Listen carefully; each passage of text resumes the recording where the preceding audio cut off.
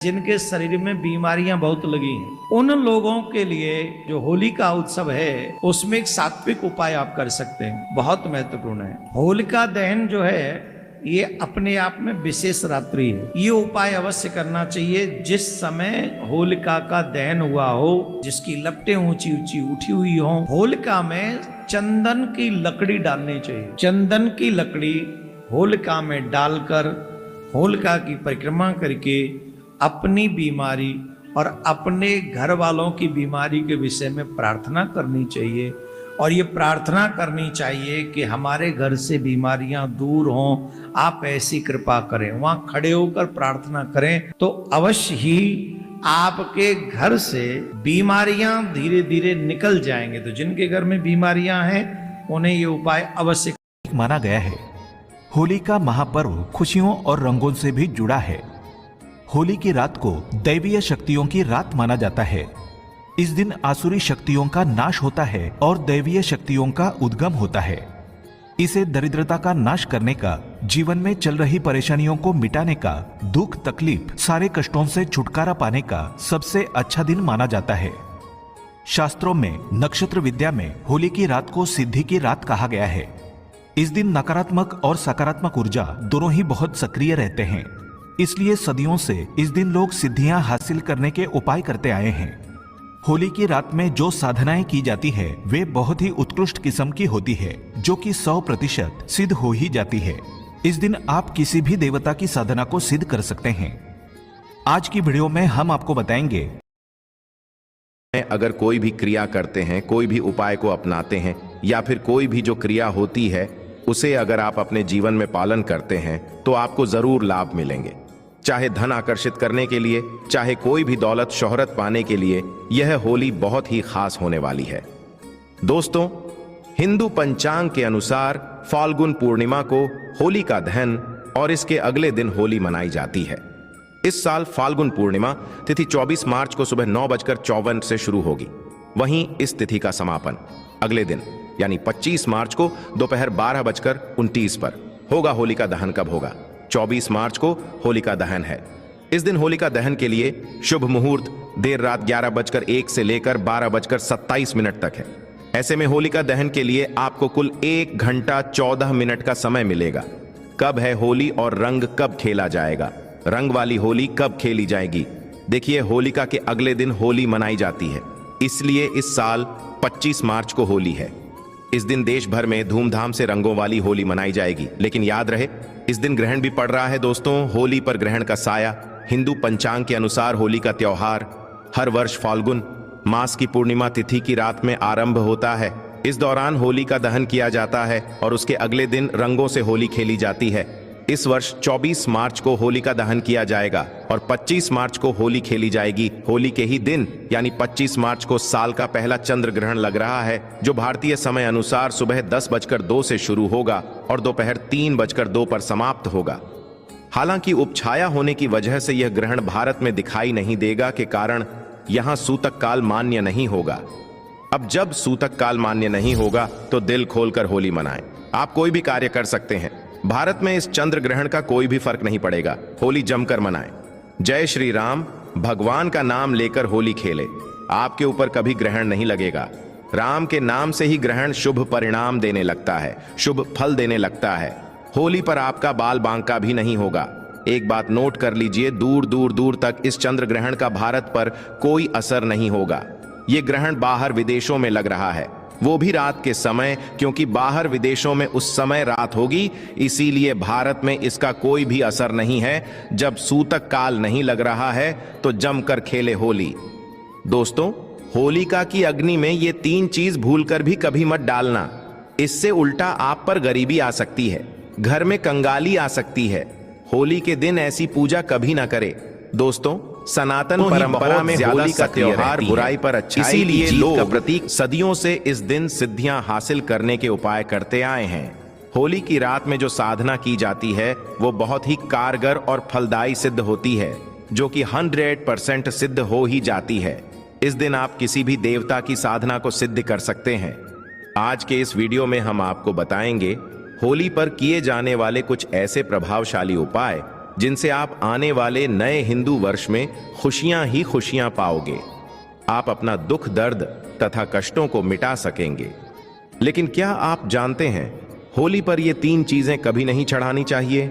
इससे उल्टा आप बर्बाद हो सकते हैं। जानने के लिए वीडियो को अंत तक जरूर देखें और कमेंट बॉक्स में लिखें जय श्री कृष्ण। आगे बढ़ने से पहले आपसे रिक्वेस्ट करते हैं कि वीडियो को लाइक जरूर करिएगा, दोस्तों को शेयर कर दीजिए। होलिका दहन पर होली की अग्नि में टूटा हुआ गन्ना अर्पित नहीं करना चाहिए, ना ही होली में खराब गन्ना अर्पित करना चाहिए। इससे उल्टा आपको होली मैया का श्राप लग सकता है। टूटा हुआ गन्ना पूजा पाठ में इस्तेमाल नहीं किया जाता। इससे होली माता जाते जाते आपको श्राप दे सकती है। आपके घर में गरीबी का वास हो सकता है। शास्त्रों में माना जाता है कि जब होली का दहन होता है तब होली की अग्नि में पवित्र चीजों को ही डालना चाहिए। जब आप अग्नि में गन्ना डालें तब गन्ने के ऊपर हरे भरे पत्ते जरूर होने चाहिए, क्योंकि पूजा पाठ में अधूरी चीजें इस्तेमाल नहीं की जाती। अधूरी चीजें इस्तेमाल करने से अधूरा ही फल प्राप्त होगा। इसीलिए गन्ना साबुत होना चाहिए, टूटा हुआ बिल्कुल भी ना हो। हमेशा याद रखें, होलिका दहन से ठीक पहले गन्ना घर में अवश्य लाकर रख लें और गन्नों की संख्या 2 या 5 या फिर 7 होनी चाहिए, यानी विषम संख्या में ही गन्ने हों। दोस्तों, होली की पवित्र अग्नि में पानी वाला नारियल नहीं चढ़ाना चाहिए। इससे आप पाप के भागीदार बन सकते हैं।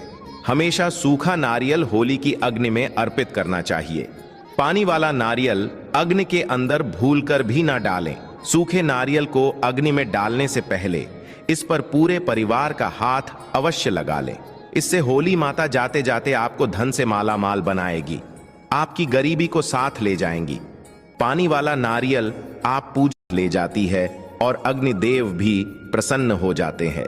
अगर आपके मन में बुरे ख्याल आते हैं, अज्ञात भय आपको सताते रहता है, तो होलिका दहन की पूजा के दौरान एक सूखा नारियल, काले तिल और सरसों को लेकर अपने सिर पर 7 बार वार लें और इसे अग्नि में डाल दें।